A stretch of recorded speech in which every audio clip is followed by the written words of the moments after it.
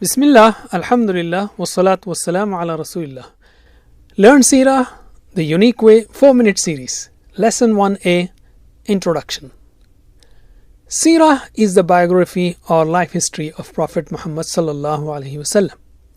What is unique about this series? Well, imagine you accepted Islam after Abu Bakr radiallahu anh. Now you have an opportunity to be with the Prophet till the end and get trained by the Prophet. You can't say to the Prophet, I will just watch what you do, but I don't want to listen to the Quran, nor understand it, nor listen to your explanations or instructions. How can your training be complete without the Quran and Hadith? The unique thing about this series is that we will study the three together. Current approaches to teaching Seerah are focused on describing events, places, names, dates, numbers, etc. However, they don't address properly two important aspects of prophetic mission, يَتْلُو عَلَيْهِمْ آيَاتِهِ وَيُعَلِّمُهُمُ الْكِتَابِ, that is, reciting of the verses and teaching of the book. Therefore, this series will have all the three, Seerah, Quran and Hadith. Here's a question to keep you alert. Can we understand Seerah without understanding the Quran and Hadith, and why? Now let's take the objectives of the course. Number 1, to present Seerah, the Quran and Hadith together. Number 2, to present lessons in every episode so that we learn to apply them in our lives. Number 3, to develop the curiosity to study the Quran and to know what was revealed by Allah in every moment of that period, to motivate the Prophet ﷺ and to motivate, encourage and inspire Sahaba to keep them going. Remember, whatever was revealed must have been the best and the most relevant message for them to be steadfast. Number 4, to cover almost 1500 ahadith of the Prophet so that we know how he gave the training to Sahaba to purify their lives.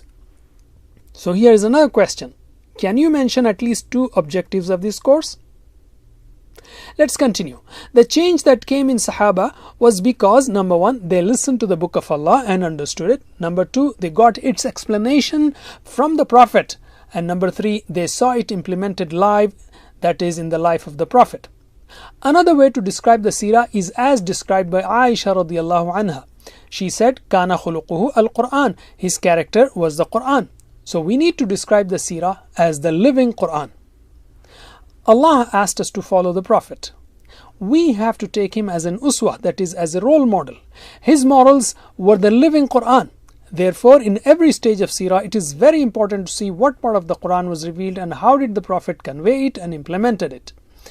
We will talk more about the importance of uswa later on. So here is question number 3. What factors changed the life of Sahaba? Let's continue. We will have 4-minute series for easy and daily study. Each episode will have 3 parts. Part A for Seerah, in which we will see what aspects of uswa we can derive from it.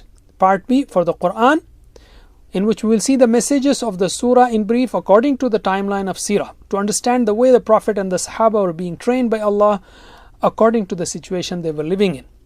Part C for Ahadith, to understand how the Prophet explained the Quran by his actions and words. Our primary reference for Seerah is the book Seeratul Nabi by Dr. Ali Muhammad Sallabi. Other books will also be used when required. Jazakumullah khair. Wassalamu alaikum. Please visit understandquran.com for our courses on Read Al-Quran, Learn Tajweed and Understand Al-Quran, and for one-to-one learning. Jazakumullah khair. Wassalamu alaikum.